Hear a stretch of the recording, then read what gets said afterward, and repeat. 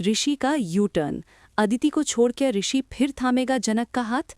Police station में हुआ बड़ा खुलासा। दोस्तों, मायरा टेली एक्सप्रेस के इस धमाकेदार वीडियो में आपका स्वागत है। मैं हूं आपकी होस्ट मायरा। आज हम सीधा चलते हैं उस हाई वोल्टेज ड्रामे की ओर जो इस वक्त झनक के सेट पर और कहानी के भीतर कोहराम मचा रहा है। पुलिस स्टेशन का मंजर है और माहौल में तनाव इतना गहरा है कि एक सुई गिरने की आवाज़ भी साफ सुनी जा सकती है। एसपी ऋषि, जो इस कहानी का एक धुरी किरदार है, आज अपनी जिंदगी के सबसे बड़े धर्म संकट में फंसा हुआ है। उसके सामने दो रास्ते हैं, एक तरफ उसका फर्ज और उसकी वर्तमान पत्नी अदिति, और दूसरी तरफ उसका अतीत और उसकी अंतरात्मा की आवाज़ यानी झनक। कहानी में जो यू टर्न आया है उसने बोस परिवार की नींद उड़ा दी है। ऋषि की पुलिस जीप जब थाने के बाहर रुकती है तो उसके साथ अदिति भी उतरती है। अदिति के चेहरे पर गुस्सा है, डर है और एक अजीब सी जिद है। वो चाहती है कि उसका पति एसपी ऋषि अपनी ताकत का इस्तेमाल करे और झनक को सबक सिखाए। लेकिन ऋषि की खामोशी बता रही है कि उसके दिमाग में कोई और ही तूफान चल रहा है। थाने के अंदर झनक खड़ी है, वही झनक जो नूतन की बेटी है और जिसके रगों में अनिरुद्ध का खून दौड़ रहा है। उसके चेहरे पर कोई डर नहीं है, बिल्कुल अपनी मां नूतन की तरह वो शांत है। झनक को यहाँ एक झूठे इल्जाम में लाया गया है जो अर्शी और अदिति की मिलीभगत का नतीजा है। अर्शी ने चाल चली है कि झनक को चोरी या किसी बड़े अपराध में फंसाकर अनिरुद्ध की नज़रों से गिरा दिया जाए। लेकिन मायरा टेली एक्सप्रेस आपको बता दे कि अर्शी ये भूल गई कि जिस दामाद के भरोसे वो ये खेल खेल रही है वो अब अंधा नहीं रहा। ऋषि अपनी कुर्सी पर बैठता है, सामने फाइल खुली है। अदिति टेबल पर हाथ पटकते हुए ऋषि पर दबाव बना रही है। वो कह रही है कि ऋषि, तुम सोच क्या रहे हो? ये लड़की हमारे परिवार की दुश्मन है, इसने डैड को बरगलाया है, अब ये चोरी पर उतर आई है, इसे लॉकअप में डालो। अदिति का ये व्यवहार ऋषि को अंदर ही अंदर काट रहा है। वो अपनी पत्नी अदिति को देख रहा है और फिर कोने में खड़ी अपनी एक्स वाइफ झनक को। ऋषि को फ्लैशबैक में वो सारे पल याद आ रहे हैं जब वो झनक के साथ था। भले ही उनकी शादी हालात की मजबूरी थी, लेकिन ऋषि ने झनक की अच्छाई को करीब से देखा था। वो जानता है कि नूतन की बेटी कभी गिर नहीं सकती। अनिरुद्ध भी थाने पहुंच चुके हैं।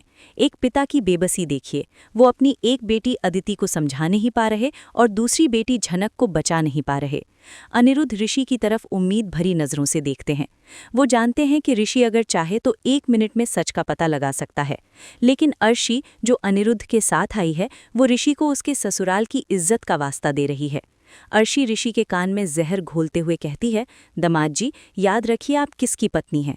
अगर आज आपने झनक का साथ दिया तो अदिति और आपकी शादी खत्म समझिए। ये एक सीधी धमकी है, एक एसपी को उसकी सास द्वारा दी गई धमकी। यहीं पर कहानी में वो बड़ा यू टर्न आता है जिसकी चर्चा हम कर रहे हैं। ऋषि अचानक अपनी कुर्सी से खड़ा होता है। उसने अभी अभी एक सीसीटीवी फुटेज अपने लैपटॉप पर देखी है जो अर्शी ने डिलीट करवाने की कोशिश की थी, लेकिन पुलिस के रिकवरी सेल ने उसे निकाल लिया। ऋषि उस स्क्रीन को अदिति की तरफ घुमाता है। अदिति की सांसें थम जाती हैं। स्क्रीन पर साफ दिख रहा है कि जिस कीमती हार को चुराने का इल्जाम झनक पर लगाया गया था वो खुद अर्शी ने झनक के बैग में डाला था। मायरा टेली एक्सप्रेस के दर्शकों, ये वो पल है जब ऋषि का पति वाला रूप पीछे छूट जाता है और एसपी वाला रूप सामने आ जाता है। ऋषि बहुत ही ठंडे दिमाग से अदिति से पूछता है, अदिति, क्या तुम्हें अब भी लगता है कि मुझे झनक को गिरफ्तार करना चाहिए? अदिति के पास कोई जवाब नहीं है। वो हक्की बक्की होकर अपनी मां अर्शी की तरफ देखती है। ऋषि अपनी टोपी टेबल पर रखता है और लॉकअप की चाबी उठाकर झनक की तरफ बढ़ता है। ये दृश्य बेहद प्रतीकात्मक है। अदिति चिल्लाती है, ऋषि, तुम क्या कर रहे हो? तुम अपनी मां को झूठा साबित कर रहे हो उस लड़की के लिए? ऋषि रुकता है, मुड़ता है और पूरे थाने के सामने, अपने सारे स्टाफ के सामने कहता है, मैं किसी को झूठा साबित नहीं कर रहा अदिति, मैं बस सच का साथ दे रहा हूँ और सच ये है कि झनक बेकसूर है। ऋषि आगे बढ़कर झनक के पास जाता है। वो झनक से माफ़ी नहीं मांगता क्योंकि वो जानता है कि पुलिस वर्दी में होकर उसने झनक को यहाँ लाकर ही गलती कर दी थी। लेकिन उसकी आंखों में पछतावा है। वो झनक से कहता है, तुम जा सकती हो, जब तक मैं इस कुर्सी पर हूँ बेगुनाहों को सज़ा नहीं मिलेगी। झनक ऋषि की आंखों में देखती है। उन दोनों के बीच एक अनकहा सा तार जुड़ता है। ये वो तार है जो शादी टूटने के बाद भी पूरी तरह नहीं टूटा था। अर्शी का चेहरा गुस्से से लाल हो चुका है। उसका प्लान उल्टा पड़ गया है। वो अनिरुद्ध को भड़काने की कोशिश करती है। देखो अनिरुद्ध, तुम्हारा दामाद कैसे हमारी बेइज्जती करवा रहा है। लेकिन अनिरुद्ध के चेहरे पर पहली बार एक सुकून है। उसे गर्व हो रहा है कि ऋषि ने दबाव में आकर गलत फैसला नहीं लिया। अनिरुद्ध आगे बढ़कर झनक के सिर पर हाथ रखना चाहता है, लेकिन झनक पीछे हट जाती है। वो साफ कर देती है कि उसे किसी की दया नहीं चाहिए। झनक का ये स्वाभिमान ऋषि को और ज्यादा आकर्षित करता है। ऋषि देख रहा है कि अदिति कमजोर पड़ रही है, वो रो रही है, तमाशा कर रही है, जबकि झनक, जिस पर इतना बड़ा आरोप लगा, वो अब भी गरिमा के साथ खड़ी है। यहीं से ऋषि के दिल में एक तुलना शुरू होती है, अपनी पत्नी अदिति और अपनी पूर्व पत्नी झनक के बीच। मायरा टेली एक्सप्रेस का मानना है कि ये घटना ऋषि और अदिति के रिश्ते में एक ऐसी दरार डाल देगी जिसे भरना नामुमकिन होगा। अदिति को अब लगने लगा है कि ऋषि के दिल में अभी भी झनक के लिए जगह है, और सच तो ये है कि वो गलत नहीं सोच रही। ऋषि का झुकाव अब झनक की तरफ हो रहा है, ना प्यार की वजह से बल्कि सम्मान की वजह से। थाने से निकलते वक्त ऋषि झनक को अपनी जीप में घर छोड़ने का ऑफर देता है। अदिति ये सुनकर भड़क जाती है। अगर वो तुम्हारी जीप में बैठेगी तो मैं पैदल घर जाऊंगी। अदिति की ये बचकानी जिद ऋषि को और चिड़चिड़ा बना देती है। वो अदिति से कहता है, अदिति, बचपना बंद करो, ये पुलिस की जीप है, किसी की पर्सनल जागीर नहीं, सुरक्षा देना मेरा काम है। और सबके सामने ऋषि झनक के लिए जीप का दरवाज़ा खोलता है। ये सीन अनिरुद्ध, अर्शी और अदिति तीनों के लिए एक तमाचे जैसा है। लेकिन कहानी अभी खत्म नहीं हुई है। ऋषि को उस सीसीटीवी फुटेज में कुछ और भी दिखा है, जिसका खुलासा उसने अभी सबके सामने नहीं किया। उसने देखा कि अर्शी जब झनक के बैग में हार डाल रही थी तो वो किसी से फ़ोन पर बात कर रही थी और कह रही थी, नूतन का किस्सा तो बरसों पहले ख़त्म कर दिया था, अब उसकी बेटी की बारी है। ये एक लाइन ऋषि के दिमाग में हथौड़े की तरह बज रही है। नूतन का किस्सा ख़त्म कर दिया था, इसका मतलब क्या है? क्या नूतन की मौत स्वाभाविक नहीं थी? क्या अर्शी का हाथ था उसमें? ऋषि के अंदर का पुलिस वाला अब जाग चुका है। वो झनक को तो बचा लाया है, लेकिन अब उसका मकसद बड़ा है। उसे नूतन की मौत की गुत्थी सुलझानी है, और इस सफ़र में अनजाने में ही सही वो फिर से झनक के करीब जाने वाला है, अदिति को पीछे छोड़कर। इस पूरे ड्रामे के बाद जब सब बोस हाउस वापस लौटते हैं तो घर का माहौल किसी शवसान जैसा है। अदिति अपने कमरे में जाकर चीज़ें तोड़ने लगती है। वो ऋषि पर इल्ज़ाम लगाती है कि उसका और झनक का अफेयर चल रहा है। ऋषि, जो अब तक शांत था, अब फट पड़ता है। वो अदिति को आईना दिखाता है। तुम अपनी माँ के गुनाहों पर पर्दा डाल रही हो अदिति। जिस दिन तुम्हें अपनी माँ का असली चेहरा दिखेगा, उस दिन तुम खुद अपनी नज़रों से गिर जाओगी। ऋषि का ये गुस्सा अदिति को डरा देता है। वो पहली बार ऋषि को इतना कठोर देख रही है। वहीं दूसरी तरफ झनक अपने कमरे में है। उसे एहसास हो रहा है कि आज अगर ऋषि नहीं होता तो उसका जीवन बर्बाद हो जाता। उसके दिल में ऋषि के लिए जो नफरत थी, क्योंकि उसने उसे छोड़कर अदिति से शादी की थी, अब वो धीरे धीरे पिघल रही है। क्या ये एक नए प्रेम कहानी की शुरुआत है या फिर एक और तूफान की आहट? दोस्तों, कहानी अब उस मोड़ पर आ खड़ी हुई है जहां रिश्तों की मर्यादाएं तार तार होने वाली हैं। मायरा टेली एक्सप्रेस पर हम आगे बढ़ते हैं इस हाई वोल्टेज ड्रामे के पार्ट 2 में। जैसा कि हमने देखा, थाने से घर तक का सफर खामोशी में गुजरा, लेकिन ये खामोशी उस तूफान से पहले की है जो अब बोस हाउस की चारदीवारी के अंदर फटने वाला है। जैसे ही सब घर के अंदर कदम रखते हैं, अदिति का सब्र का बांध टूट जाता है। वो दरवाजे पर ही खड़ी हो जाती है और झनक का रास्ता रोक लेती है। अदिति की आंखों में अब आंसू नहीं बल्कि अपनी माँ अर्शी द्वारा भरा गया जहर बोल रहा है। वो चीख कर कहती है, रुक जाओ, पुलिस स्टेशन में जो हुआ सो हुआ, लेकिन इस घर में एक चोर और एक होम ब्रेकर, घर तोड़ने वाली के लिए कोई जगह नहीं है। अदिति का इशारा साफ है। वो चाहती है कि अनिरुद्ध अभी और इसी वक्त झनक को घर से धक्के देकर निकाल दे। लेकिन यहाँ अनिरुद्ध, जो अब तक अर्शी की कठपुतली बना हुआ था, अपनी चुप्पी तोड़ता है। शायद थाने में ऋषि के उस साहसी कदम ने अनिरुद्ध को भी थोड़ी हिम्मत दे दी है। अनिरुद्ध आगे बढ़ता है और अदिति का हाथ पकड़कर उसे रास्ते से हटाता है। अनिरुद्ध की आवाज़ कांप रही है, लेकिन उसमें एक फैसला है। वो कहता है, अदिति, ये घर जितना तुम्हारा है उतना ही झनक का भी है। डीएनए रिपोर्ट ने साबित कर दिया है कि वो मेरी बेटी है। और रही बात चोरी की, तो तुम्हारे पति और इस शहर के एसपी ने साबित कर दिया है कि चोरी झनक ने नहीं बल्कि उसके खिलाफ साजिश रची गई थी। अनिरुद्ध का ये बदला हुआ रूप देखकर अर्शी के पैरों तले जमीन खिसक जाती है। उसे यकीन नहीं हो रहा कि उसका पति, जिसे वो 20 साल से अपनी उंगलियों पर नचा रही थी, आज उसी के खिलाफ खड़ा हो गया है। तभी ऋषि, जो अब तक पीछे खड़ा तमाशा देख रहा था, एक ऐसा कदम उठाता है जो सबके होश उड़ा देता है। ऋषि अपनी वर्दी की कैप उतारकर सोफे पर रखता है और बहुत ही शांत स्वर में घोषणा करता है, बात सिर्फ आज की घटना की नहीं है, बात भरोसे की है। और मुझे अफसोस के साथ कहना पड़ रहा है कि इस घर में, खासकर मेरी पत्नी अदिति और मेरी सास अर्शी जी पर, मेरा भरोसा अब डगमगा गया है। ऋषि का ये बयान अदिति के दिल पर खंजर की तरह लगता है। वो ऋषि के पास दौड़कर जाती है, उसका कॉलर पकड़ लेती है और पागलों की तरह झकझोरती है। तुम कहना क्या चाहते हो ऋषि? तुम मुझे छोड़ दोगे उस लड़की के लिए जो तुम्हारी एक्स वाइफ है? ऋषि अदिति के हाथों को अपने कॉलर से हटाता है, बहुत ही सलीके से, बिना किसी गुस्से के। वो कहता है, मैं तुम्हें नहीं छोड़ रहा अदिति, लेकिन मैं सच का साथ भी नहीं छोड़ सकता। और अगर सच का साथ देने में तुम मुझसे दूर होती हो तो ये तुम्हारी चॉइस होगी, मेरी नहीं। मायरा टेली एक्सप्रेस आपको बता दे कि ऋषि का ये यू टर्न सिर्फ झनक को बचाने के लिए नहीं है, बल्कि ये उस घुटन से आज़ादी पाने के लिए है जो वो इस मतलबी परिवार के बीच महसूस कर रहा था। ऋषि सीढ़ियां चढ़कर अपने कमरे की तरफ जाता है, लेकिन जाने से पहले वो झनक की तरफ मुड़कर देखता है। झनक की आंखों में एक सवाल है, तुमने ये सब क्यों किया? ऋषि की आंखों में जवाब है, क्योंकि तुम सही थीं। ये साइलेंट कम्युनिकेशन अर्शी से छिपा नहीं रहता। अर्शी को साफ दिख रहा है कि उसका दामाद हाथ से निकल रहा है, और अगर दामाद हाथ से निकला तो नूतन की मौत का राज खुलने में देर नहीं लगेगी। रात गहरा जाती है। ऋषि अपने स्टडी रूम में बंद है। उसने थाने से वो पेनड्राइव अपने साथ ले ली थी जिसमें सीसीटीवी फुटेज की ओरिजिनल कॉपी है। वो बार बार उस वीडियो को रिवाइंड करके देख रहा है। उसका पूरा ध्यान अर्शी के होठों की हरकत और उस हल्की सी ऑडियो पर है जो बैकग्राउंड में रिकॉर्ड हुई थी। ऋषि हेडफोन लगाकर वॉल्यूम बढ़ाता है। वो सुनता है अर्शी फोन पर किसी डॉक्टर से बात कर रही है। आवाज़ थोड़ी साफ होती है। मैंने नूतन का इलाज करवाया था, उसका किस्सा खत्म किया था ताकि मैं अनिरुद्ध को पा सकूं। अब उसकी बेटी मेरे रास्ते का कांटा बन रही है। मुझे वही दवा चाहिए जो तुमने नूतन को दी थी। ये सुनते ही ऋषि के हाथ से पेन गिर जाता है। उसके पसीने छूट जाते हैं। जिसे वो अब तक सिर्फ एक चालाक सास समझ रहा था, वो असल में एक कोल्ड ब्लडेड मर्डरर यानी हत्यारी है।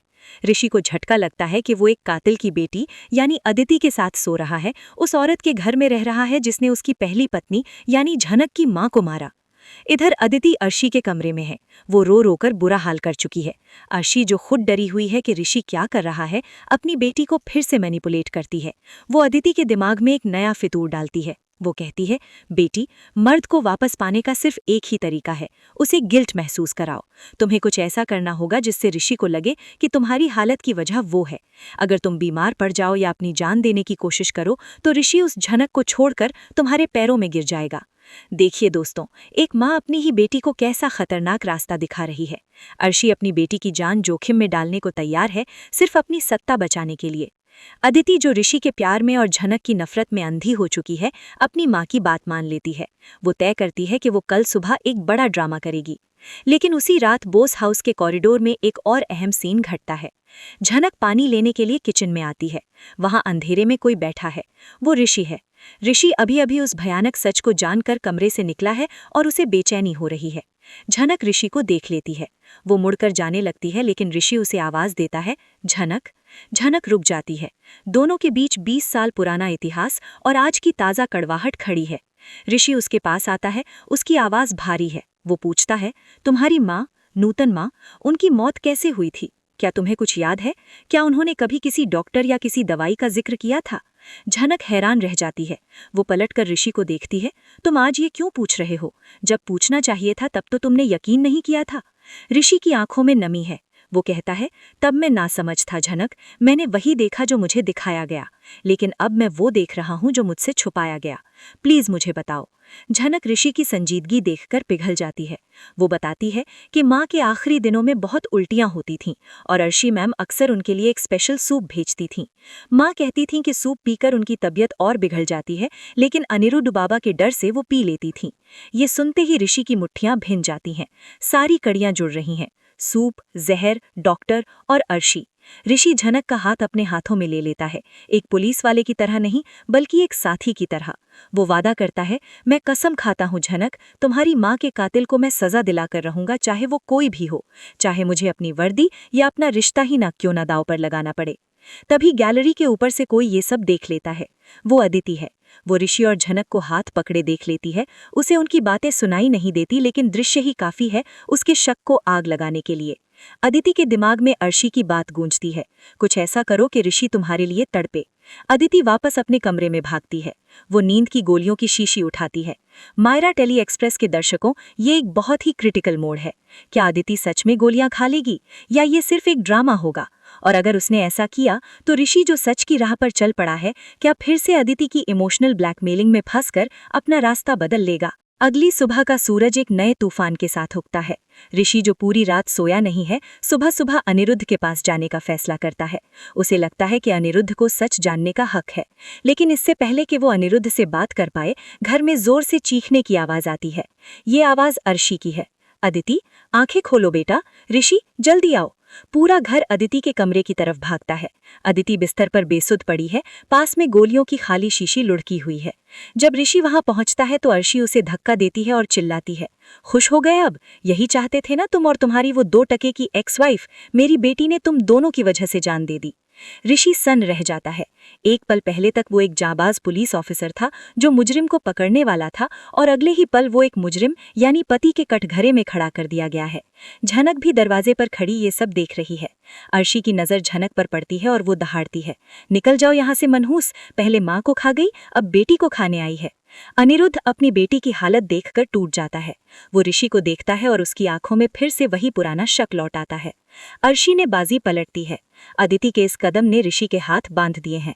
अब अगर ऋषि अर्शी पर इल्जाम लगाएगा तो दुनिया कहेगी कि वो अपनी गलती छुपाने के लिए अपनी सास को फंसा रहा है। लेकिन दोस्तों, ये कहानी यहाँ खत्म नहीं होती। ऋषि अदिति को गोद में उठाकर हॉस्पिटल की तरफ भागता है। जीप में पीछे अनिरुद्ध और अर्शी बैठे हैं। झनक घर पर अकेली रह जाती है, लेकिन झनक अब पुरानी वाली अबला नारी नहीं है। जब सब चले जाते हैं तो झनक अदिति के कमरे में जाती है। उसे शक है, उसे पता है कि अर्शी कितनी गिर सकती है। झनक वहां गोलियों की शीशी उठाती है।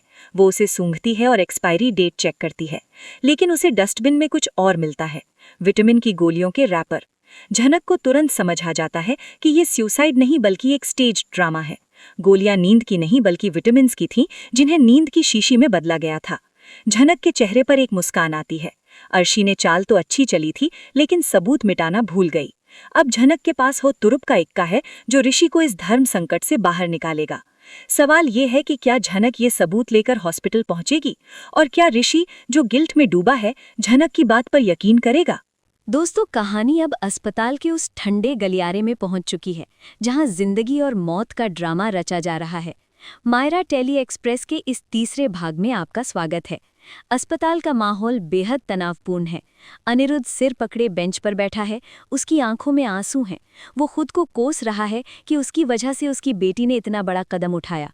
वहीं अर्शी, जो एक मंझे हुए कलाकार की तरह एक्टिंग कर रही है, डॉक्टर के केबिन के बाहर खड़ी होकर जोर जोर से रो रही है, ताकि पूरा स्टाफ और खासकर ऋषि ये देखे कि एक माँ कितनी दुखी है। ऋषि दीवार से सटकर खड़ा है, उसकी वर्दी के कंधे झुके हुए हैं। एक पल के लिए अर्शी की चाल कामयाब होती दिख रही है।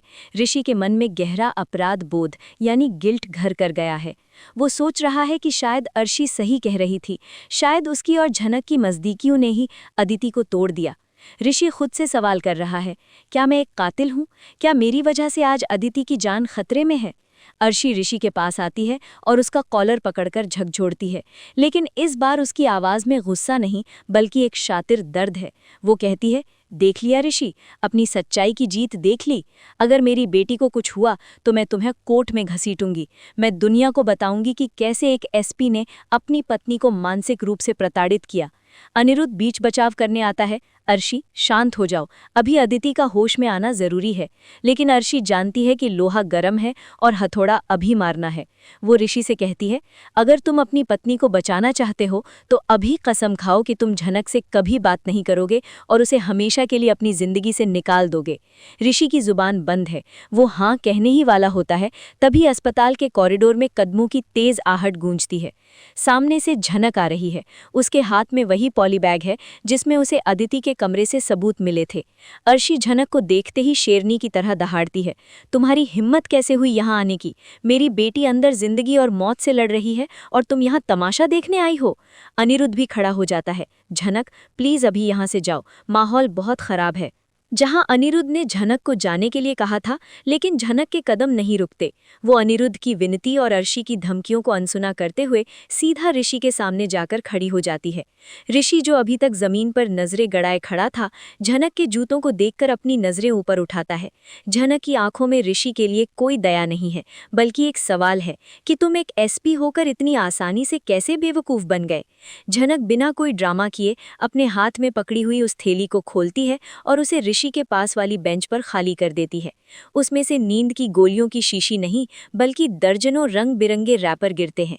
ये मल्टीविटामिन्स और आयरन की गोलियों के रैपर हैं। मायरा टेली एक्सप्रेस के दर्शकों, ये दृश्य देखने लायक है। पूरा अस्पताल का कॉरिडोर सन्न रह जाता है। झनक बहुत ही शांत लेकिन सख्त आवाज में कहती है, ऋषि, जिस अपराध बोध में तुम मर रहे हो उसे त्याग दो। तुम्हारी पत्नी ने आत्महत्या की कोशिश नहीं की है बल्कि आत्महत्या का नाटक किया है।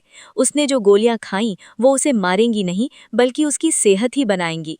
अर्शी झनक की बात काटकर चिल्लाती है, झूठ, ये लड़की झूठ बोल रही है, इसने सबूत प्लांट किए हैं।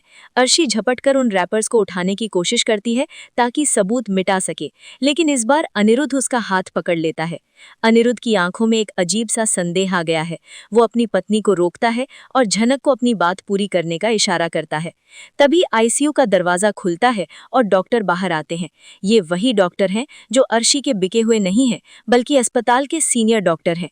ऋषि तुरंत डॉक्टर की तरफ लपकता है, डॉक्टर, मेरी पत्नी कैसी है? क्या पॉइजन शरीर में फैल गया है? डॉक्टर अपनी रिपोर्ट देखते हैं, अपना चश्मा ठीक करते हैं और बहुत ही हैरान होकर कहते हैं, मिस्टर ऋषि, पॉइजन? कैसा पॉइजन?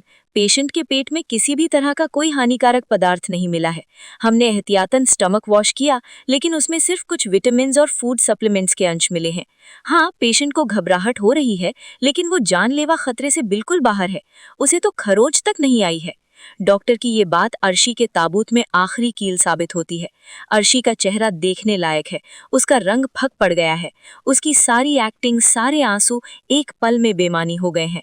ऋषि के चेहरे के भाव तेजी से बदलते हैं।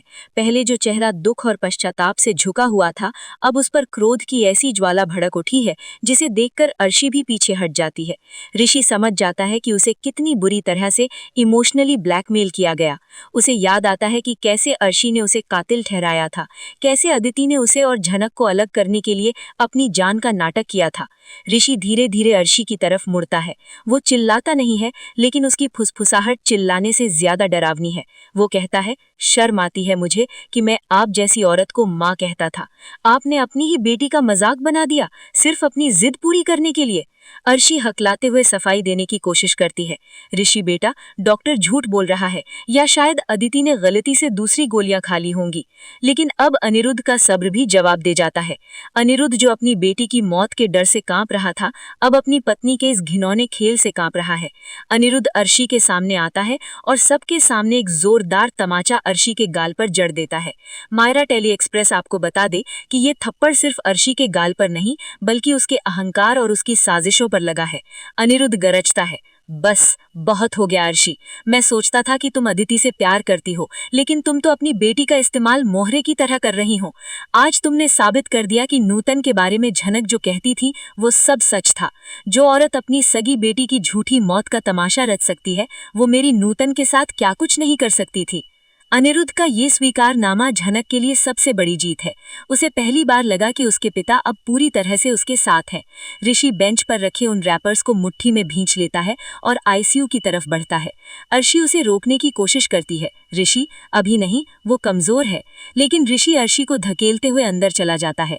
अंदर अदिति बेड पर लेटी है। उसे लगा था कि ऋषि रोता हुआ आएगा और माफी मांगेगा, लेकिन जब ऋषि अंदर आता है तो उसकी आंखों में आंसू नहीं, अंगारे हैं। अदिति ऋषि को देखकर नाटक शुरू करती है, ऋषि मुझे बचा लो, मैं मरना चाहती थी। ऋषि बेड के पास जाकर खड़ा होता है और बहुत ही ठंडेपन से कहता है, तुम मरी नहीं हो अदिति, और न ही तुम मर सकती हो, क्योंकि कायर लोग मरने का नाटक करते हैं, मरते नहीं हैं। अदिति चौंक जाती है। ऋषि उसके सामने विटामिन्स के रैपर फेंक देता है। खेल खत्म हो गया है अदिति, डॉक्टर ने रिपोर्ट दे दी है। मुझे पता चल गया है कि ये सब तुम्हारी मॉम का प्लान था। अदिति का रोना बंद हो जाता है। उसका असली चेहरा सामने आ जाता है। वो ऋषि पर चिल्लाती है, हाँ किया मैंने नाटक, क्योंकि तुम उस झनक के पीछे पागल हो रहे थे। मुझे मेरा पति चाहिए था, चाहे किसी भी कीमत पर। ऋषि अदिति के इस स्वीकारोक्ति को सुनकर घृणा से भर जाता है। वो अपनी शादी की अंगूठी उंगली से निकालता है और बेड की साइड टेबल पर रख देता है। ये एक ऐतिहासिक पल है। ऋषि कहता है, तुम्हें पति चाहिए था, लेकिन अफसोस तुमने आज एक दोस्त और एक हमसफर दोनों खो दिया। मैं एक झूठी और फरेबी औरत के साथ जिंदगी नहीं बिता सकता। ऋषि कमरे से बाहर निकल जाता है। बाहर कॉरिडोर में झनक खड़ी है। ऋषि उसके पास आता है। वो झनक से कुछ नहीं कहता, बस उसकी आंखों में देखता है। उस एक नज़र में 1000 माफियां और लाखों धन्यवाद छिपे हैं। ऋषि अनिरुद्ध के पास जाता है और कहता है, ससुर जी, मैं अब इस रिश्ते का बोझ और नहीं उठा सकता। मैं जा रहा हूँ, लेकिन एक पुलिस वाले के तौर पर मेरा वादा है, अर्शी जी के पुराने कारनामों का फाइल अब खुलेगी और इस बार कोई ड्रामा उन्हें नहीं बचा पाएगा। ऋषि वहां से जाने लगता है, लेकिन झनक उसे रोकती है। नहीं, वो उसे रोककर गले नहीं लगाती, बल्कि वो उसे एक फाइल थमाती है, वही पेन ड्राइव और नूतन की डायरी जो वो घर से लाई थी। झनक कहती है, लड़ाई अभी खत्म नहीं हुई है एसपी साहब, ये सबूत आपकी मदद करेंगे। ऋषि उस फाइल को सीने से लगा लेता है, जैसे उसे दुनिया का सबसे कीमती खजाना मिल गया हो। वो झनक को सल्यूट करता है, एक पुलिस वाला एक योद्धा को सल्यूट करता है। अर्शी कोने में खड़ी कांप रही है, क्योंकि उसे दिख रहा है कि उसका बनाया हुआ महल ताश के पत्तों की तरह बिखर गया है। अनिरुद्ध झनक के कंधे पर हाथ रखता है और कहता है, चलो बेटी, घर चलते हैं। आज से बोस हाउस में सिर्फ सच का राज होगा। अनिरुद्ध अर्शी को वहीं अस्पताल में छोड़कर झनक के साथ जाने का फैसला करता है। ये अर्शी के लिए सबसे बड़ी हार है। उसका पति और उसकी बेटी का पति दोनों उसे छोड़कर उसी नाचते वाली की बेटी, जैसा वो झनक को कहती थी, के साथ जा रहे हैं। एपिसोड के अंत में हम देखते हैं कि अदिति अस्पताल के बिस्तर पर अकेली बैठी है। अर्शी बाहर कॉरिडोर में अकेली खड़ी है और ऋषि अपनी जीप में बैठकर उस पेन ड्राइव को लैपटॉप में लगा रहा है। स्क्रीन पर नूतन की पुरानी मेडिकल रिपोर्ट्स खुलती हैं और साथ ही अर्शी की एक पुरानी कॉल रिकॉर्डिंग प्ले होती है। ऋषि के चेहरे पर एक दृढ़ निश्चय है। वो जीप स्टार्ट करता है, लेकिन घर की तरफ नहीं, बल्कि हेडक्वार्टर की तरफ। मायरा टेली एक्सप्रेस का अनुमान है कि अगला पड़ाव कोर्टरूम होगा, जहां ऋषि अपनी ही सास के हाथों में हथकड़ी पहनाएगा। लेकिन क्या अदिति इतनी आसानी से हार मान लेगी, या वो अपनी मां को बचाने के लिए कोई और भयानक कदम उठाएगी? दोस्तों, ये जंग अब रिश्तों की नहीं, इंसाफ की है। बने रहिए हमारे साथ, क्योंकि अगले भाग में होगा सबसे बड़ा पर्दाफाश। अब हम उस मोड़ पर हैं जहां कानून की किताबों और जुर्म की दुनिया के बीच सीधी टक्कर होने वाली है। जैसा कि हमने पिछले भाग में देखा, ऋषि अस्पताल से सीधा पुलिस हेडक्वार्टर की तरफ निकल गया था। उसकी जीप की रफ्तार बता रही थी कि अब वो रुकने वाला नहीं है। हेडक्वार्टर पहुंचते ही ऋषि ने सबसे पहले नूतन डेथ केस की पुरानी फाइलें निकलवाईं। वो अपने केबिन में बैठा है, टेबल लैंप की रोशनी में फाइल के पन्ने पलट रहा है। झनक द्वारा दी गई पेन ड्राइव उसने अपने लैपटॉप में लगा रखी है। स्क्रीन पर जो सबूत सामने आ रहे हैं, वे किसी भी इंसान का खून खौलाने के लिए काफी हैं। ऋषि देखता है कि नूतन की मेडिकल रिपोर्ट्स में हेरफेर करने की तारीख और अर्शी के बैंक अकाउंट से एक बड़ी रकम निकलने की तारीख बिल्कुल एक ही है। कड़ियां जुड़ चुकी हैं। ऋषि तुरंत एक एफआईआर ड्राफ्ट करता है। ये एफआईआर किसी मामूली मुजरिम के खिलाफ नहीं, बल्कि शहर के प्रतिष्ठित बोस परिवार की मालकिन अर्शी बोस के खिलाफ है, हत्या और सबूत मिटाने के जुर्म में। उधर अस्पताल के उस वीरान कमरे में अर्शी अब रो नहीं रही है। उसके आंसू सूख चुके हैं और उनकी जगह ले ली है एक खौफनाक सन्नाटे ने। अदिति अभी भी बेड पर बैठी शून्य में घूर रही है। उसे समझ नहीं आ रहा कि जिस पति को पाने के लिए उसने इतना बड़ा नाटक किया, वो उसे हमेशा के लिए छोड़कर चला गया। अर्शी खिड़की के पास खड़ी होकर बाहर देख रही है। उसे पता है कि ऋषि अब सीधा कोर्ट जाएगा और अरेस्ट वारंट लेकर ही लौटेगा। अर्शी का दिमाग कंप्यूटर से भी तेज चल रहा है। वो मुड़ती है और अपना फोन निकालती है। इस बार वो किसी वकील को नहीं, बल्कि शहर के एक नामी गुंडे शमशेर को फोन लगाती है। मायरा टेली एक्सप्रेस के दर्शकों, ये अर्शी का आखिरी दांव है। वो फोन पर बहुत ही धीमी लेकिन सख्त आवाज में कहती है, शमशेर, एक काम है। एसपी ऋषि, वो हेडक्वार्टर से कोर्ट की तरफ जा रहा है। उसके पास एक फाइल है, मुझे वो फाइल चाहिए और ऋषि, वो कोर्ट तक नहीं पहुंचना चाहिए। अदिति ये सुनकर कांप उठती है। वो दौड़कर अपनी माँ के पास आती है। मॉम, आप ये क्या कर रही हैं? आप ऋषि को मरवाना चाहती है? वो मेरे पति हैं। अर्शी अपनी बेटी को जोरदार धक्का देती है। अर्शी की आंखों में अब ममता नहीं, सिर्फ पागलपन है। वो कहती है, पति? कौन सा पति? वो तुझे छोड़ चुका है अदिति। वो अब सिर्फ उस झनक का रखवाला है। अगर ऋषि जिंदा रहा तो मैं जेल जाऊंगी और तू सड़क पर आ जाएगी। हमें अपनी शान बचानी है तो ऋषि की बलि चढ़ानी ही होगी। अदिति सन्न रह जाती है। उसे पहली बार अपनी माँ के अंदर छिपा हुआ शैतान साफ दिखाई देता है। वो चीखना चाहती है, किसी को बताना चाहती है, लेकिन अर्शी उसे कमरे में बंद कर देती है और बाहर से कुंडी लगा देती है। अदिति दरवाजा पीटती रह जाती है, लेकिन उसकी आवाज़ सुनने वाला वहाँ कोई नहीं है। दूसरी तरफ अनिरुद्ध झनक को लेकर बोस हाउस पहुंच चुका है। घर के अंदर घुसते ही झनक को एक अजीब सी बेचैनी महसूस होती है। अनिरुद्ध उसे सोफे पर बिठाता है और पानी देता है। वो झनक से माफ़ी मांगता है। बेटा, मुझे माफ कर दो, मैं अर्शी की असलियत पहचानने में इतनी देर कर दी। लेकिन झनक का ध्यान अनिरुद्ध की बातों पर नहीं है। उसका दिल जोर जोर से धड़क रहा है। उसे बार बार ऋषि का ख्याल आ रहा है। उसे लग रहा है कि कुछ बहुत बुरा होने वाला है। झनक ऋषि को फोन लगाती है, लेकिन ऋषि का फोन नॉट रीचेबल आ रहा है। झनक की बेचैनी बढ़ जाती है। वो अनिरुद्ध से कहती है, बाबा, मुझे ऋषि की चिंता हो रही है। अर्शी आंटी चुप बैठने वालों में से नहीं है, वे जरूर कुछ करेंगी। अनिरुद्ध उसे समझाता है, चिंता मत करो, ऋषि एक एसपी है, उसके साथ पूरी पुलिस फोर्स है। लेकिन झनक का दिल नहीं मानता। वो घर के मंदिर में जल रहे दिए को देखती है, जो अचानक हवा के झोंके से फड़फड़ाने लगता है। ये अपशकुन झनक को डरा देता है। इधर ऋषि अपनी जीप में अकेला है। उसने अपने किसी भी सिपाही को साथ नहीं लिया, क्योंकि वो नहीं चाहता था कि किसी और की जान खतरे में पड़े। और उसे अपने विभाग में भी कुछ लोगों पर अर्शी के जासूस होने का शक था। वो एक सुनसान रास्ते से कोर्ट की तरफ बढ़ रहा है। बारिश शुरू हो चुकी है। अचानक सामने से एक ट्रक आता है और ऋषि की जीप का रास्ता रोक देता है। ऋषि ब्रेक लगाता है। पीछे से 2 काले रंग की गाड़ियां आकर उसका रास्ता ब्लॉक कर देती हैं। ऋषि समझ जाता है कि ये हमला है। वो अपनी सर्विस रिवॉल्वर निकालता है और जीप से नीचे उतरता है। मायरा टेली एक्सप्रेस आपको बता दे कि ये सीन रोंगटे खड़े करने वाला है। शमशेर और उसके 10-12 गुंडे ऋषि को घेर लेते हैं। शमशेर हंसते हुए कहता है, एसपी साहब, फाइल हमें दे दो और अपनी जान बचा लो। अर्शी मैडम का ऑर्डर है। ऋषि मुस्कुराता है, वर्दी और सबूत सिर्फ मौत के बाद ही मेरे शरीर से अलग हो सकते हैं। और फिर शुरू होती है एक जबरदस्त लड़ाई। ऋषि अकेला है, लेकिन उसका हौसला पहाड़ जैसा है। वो गुंडों से भिड़ जाता है। बारिश में भीगते हुए, कीचड़ में सनते हुए ऋषि अपनी जान की बाजी लगा देता है। वो फाइल को अपनी जैकेट के अंदर छिपाए रखता है, लेकिन गुंडे बहुत ज्यादा हैं। एक गुंडा पीछे से आकर ऋषि के सिर पर लोहे की रॉड से वार करता है। ऋषि के सिर से खून बहने लगता है। वो घुटनों पर आ जाता है। उसकी आंखों के सामने धुंध छाने लगती है। उसे झनक का चेहरा दिखाई देता है। शमशेर आगे बढ़ता है और ऋषि की जैकेट से वो फाइल और पेन ड्राइव निकाल देता है। वो ऋषि को ठोकर मारता है और कहता है, खेल खत्म एसपी साहब। ऋषि जमीन पर गिर पड़ता है, बेहोश होने की कगार पर। गुंडे उसे मरा हुआ समझकर और सबूत लेकर वहां से भाग जाते हैं। उधर बोस हाउस में झनक को अब लुका नहीं जा रहा। वो अनिरुद्ध की बात नहीं मानती और स्कूटी लेकर तूफान और बारिश में निकल पड़ती है। उसे नहीं पता कि ऋषि कहाँ है, लेकिन उसका प्यार और उसका अंतर्मन उसे सही रास्ते पर ले जा रहा है। झनक उस सुनसान हाईवे पर पहुंचती है। दूर उसे एक पलटी हुई पुलिस जीप और जमीन पर पड़ा एक शरीर दिखाई देता है। झनक की चीख निकल जाती है, ऋषि! वो दौड़कर ऋषि के पास जाती है। ऋषि खून से लथपथ है। उसकी सांसें बहुत धीमी चल रही हैं। झनक उसका सिर अपनी गोद में रख लेती है। बारिश का पानी और झनक के आंसू मिलकर ऋषि के चेहरे पर गिर रहे हैं। झनक उसे होश में लाने की कोशिश करती है। ऋषि, आंखें खोलो, तुम मुझे छोड़कर नहीं जा सकते। हमने वादा किया था कि हम माँ को इंसाफ दिलाएंगे। ऋषि अपनी आंखें थोड़ी सी खोलता है। वो दर्द से कराहते हुए कहता है, झनक, फाइल। वो लोग फाइल ले गए। अर्शी जीत गई। और फिर ऋषि की गर्दन लुढ़क जाती है। वो बेहोश हो जाता है। झनक दहाड़ मारकर रोती है, लेकिन उसी पल बिजली कड़कती है और उस रोशनी में झनक का चेहरा बदल जाता है। अब वो रोने वाली प्रेमिका नहीं, बल्कि प्रतिशोध लेने वाली काली माँ का रूप लग रही है। वो अपनी साड़ी का पल्लू कसती है और ऋषि के फोन से एम्बुलेंस को कॉल करती है। वो कसम खाती है, अर्शी बोस, तुमने सिर्फ सबूत चुराए हैं, सच नहीं। तुमने आज ऋषि पर हाथ उठाकर अपनी मौत को दावत दी है। अब लड़ाई कोर्ट में नहीं, अब लड़ाई सड़कों पर होगी। अगले दृश्य में हम देखते हैं कि ऋषि को अस्पताल ले जाया गया है। डॉक्टर उसे ऑपरेशन थिएटर में ले गए हैं। अनिरुद्ध भी वहां पहुंच चुका है।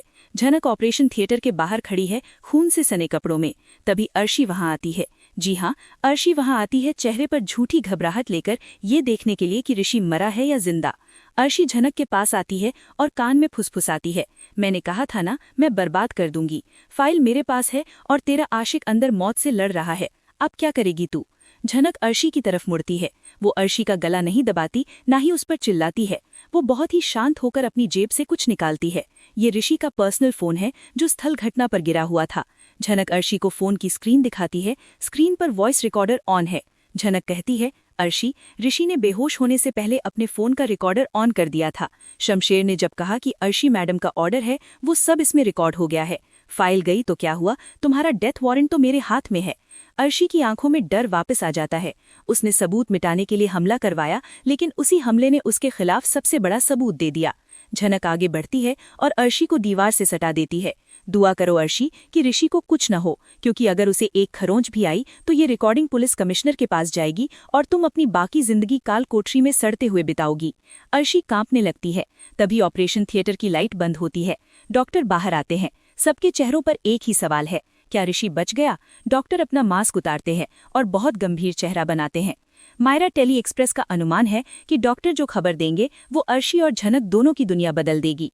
क्या ऋषि कोमा में चला जाएगा या उसकी याददाश्त चली जाएगी? और क्या झनक इस रिकॉर्डिंग का इस्तेमाल करके अर्शी को अभी जेल भेजेगी या ऋषि के होश में आने का इंतजार करेगी?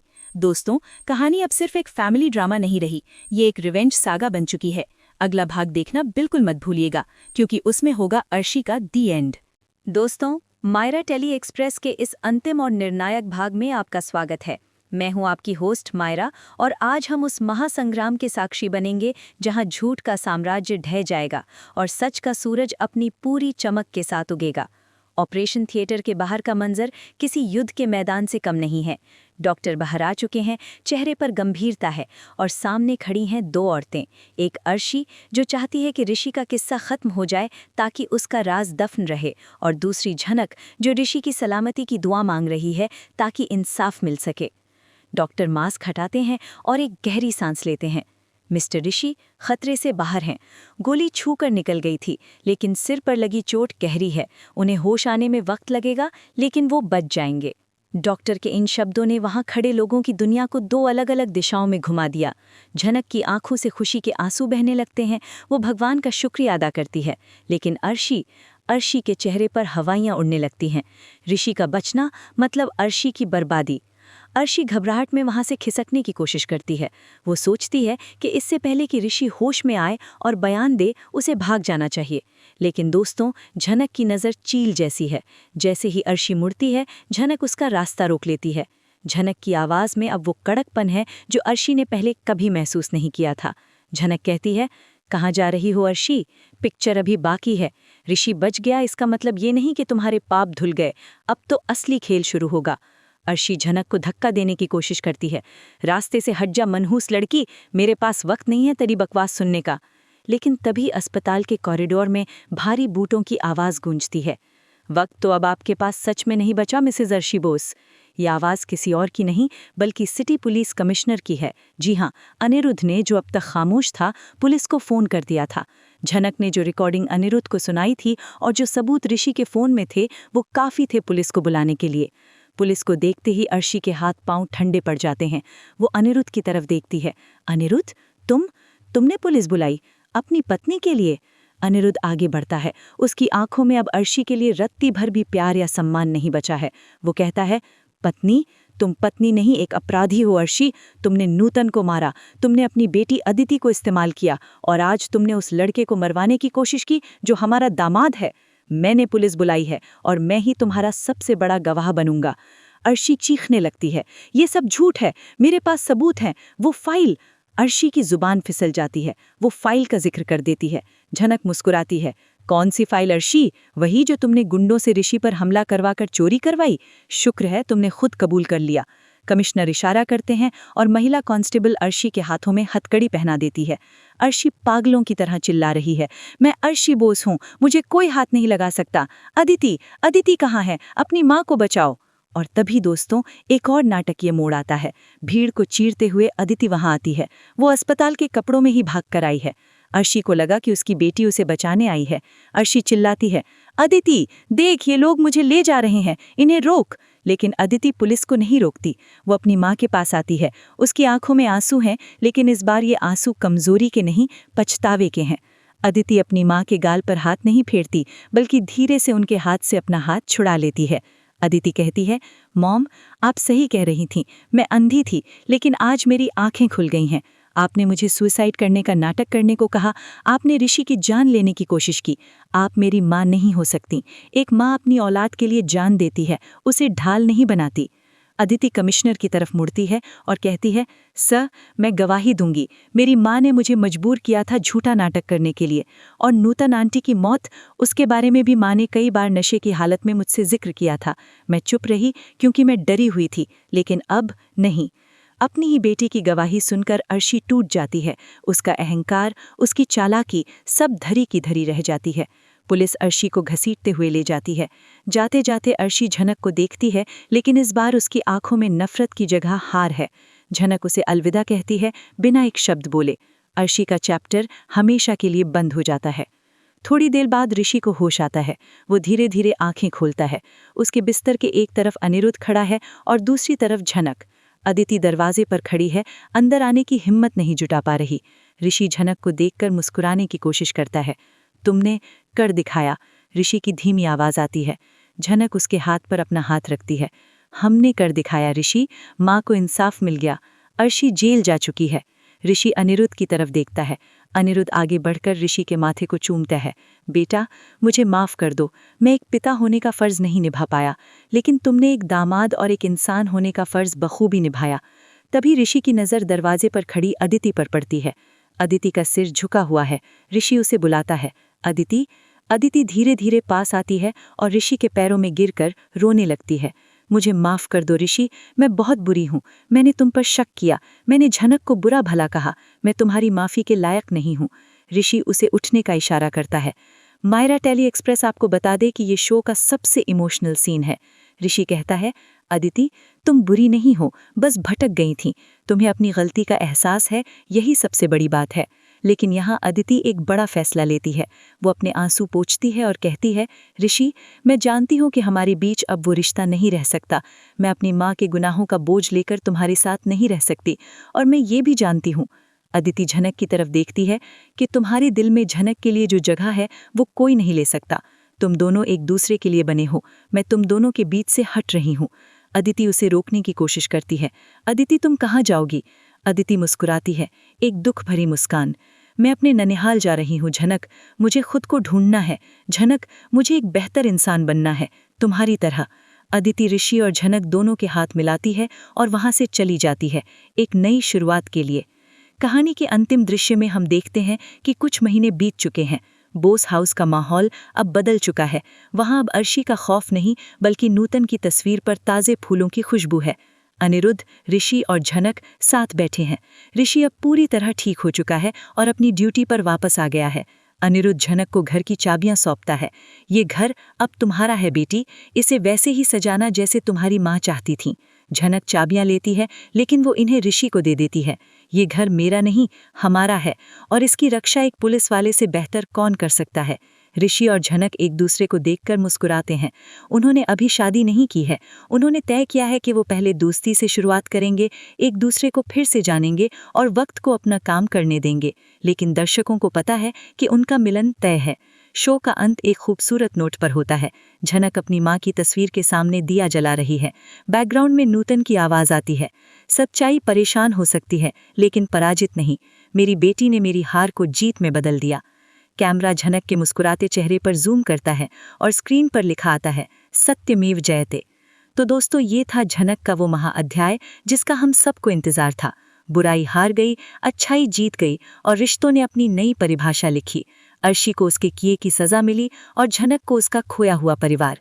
आपको ये पूरी स्टोरी लाइन कैसी लगी? क्या आपको लगता है कि अदिति का जाना सही फैसला था? और क्या ऋषि और झनक को शादी कर लेनी चाहिए? हमें कमेंट्स में ज़रूर बताएं। मैं हूँ मायरा, विदा लेती हूँ आपसे। मायरा टेली एक्सप्रेस को सब्सक्राइब करना ना भूलें, क्योंकि हम लाते रहेंगे आपके पसंदीदा शोज़ के ऐसे ही धमाकेदार अपडेट्स। तब तक के लिए खुश रहिए और देखते रहिए।